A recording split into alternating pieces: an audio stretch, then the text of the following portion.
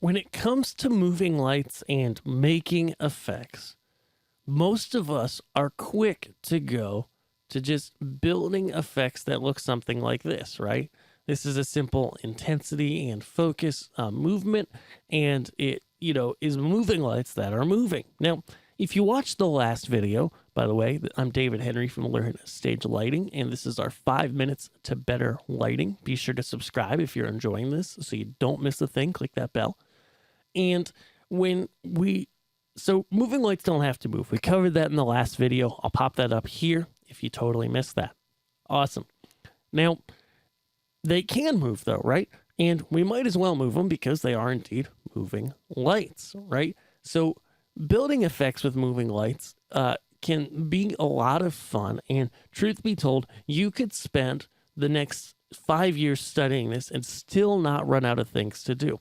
It's one of the great things about these versatile tools. And not only is it cool to just move lights, but you can combine them as well with other things, which we'll actually talk about tomorrow. But let's talk about movement and the basics of movement. So when I play back this effect that I just showed you, we get a basic circle type movement effect. You can see that there. And what a circle type movement effect is, it's actually pretty simple when you break it down. And how to make these things is not that difficult, but somebody's got to show you or else you're never going to know. So all you got to do is go ahead and grab some lights, okay?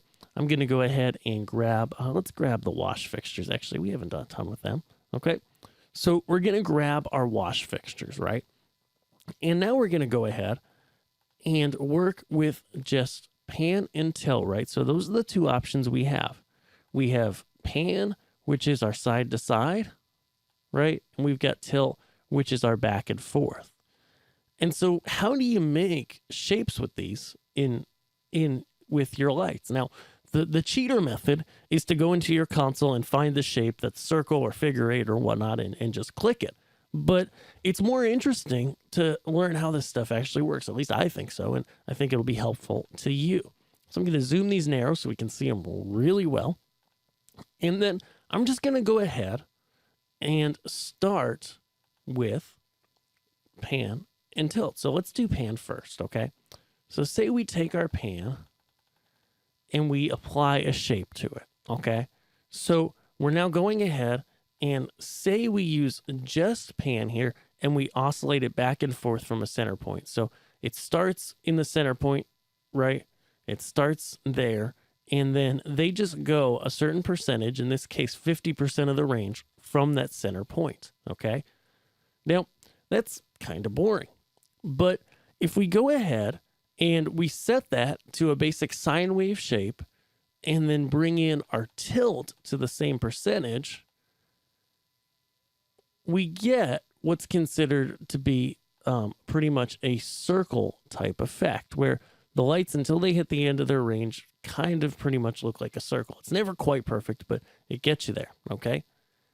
Now, what if we go ahead instead and we take these lights and we flip the tilt to a cosine? Well, now we're going to get something that looks like a figure eight. I'm actually going to make it a little bit smaller so we can see the figure eight so they're not hitting the end of their range, okay? And so now we can see a tilt opposite of pan, and we get that figure eight. And this is the basis of pretty much all moving light patterns that we're going to do. So if we take these lights now and we offset them to make it much more interesting, we can see, okay, this is starting to look cool, right? This is something you'd want to look in to use in your show, because generally you don't want all the lights doing the same thing at the same time in your show. You want them to be offset real nice like this, okay? And so what we can do then is say we use an offset and we just use pan. We get an interesting kind of searchlight effect. Let's do the opposite. Let's turn the pan off and just use tilt. We get what I would call a rain type effect with the audience, okay? And then we can do all kinds of stuff here. We'll talk more about this in tomorrow's video, but for a quick teaser, say we just go ahead and we pair that with an intensity effect, okay? So we go ahead and we use an intensity effect with the same type of offset and we pair the two. Suddenly we get something that's a lot more interesting, right? We can see our lights turning off here, okay? In fact, if I go and I synchronize the speeds a little bit, real quick here, we can see here that the lights now are turning on and off and moving to a pattern, which is pretty darn cool. And so it's cool to watch and it's cool to play with, and it's something that I encourage you to definitely do, to work with pan, work with tilt, and start modifying the effects, right? Because, well, putting them in a figure eight, both at the same amount in your console, is going to give you pretty much an 8 shape. You can skew that shape one way or another by using more tilt or maybe by using more pan. And you can create so many cool and different effects with this, and it's just so much fun, and I encourage you to play around with it and use this, use an effect like I just had on to bring a whole new level of dynamics to your show. Because with just moving lights around, with just messing with the focus, as we've talked about in our previous videos, and messing with, changing up the, where they're pointed, changing up colors, all those things together can do so much. And that's what we're going to talk about in our next video.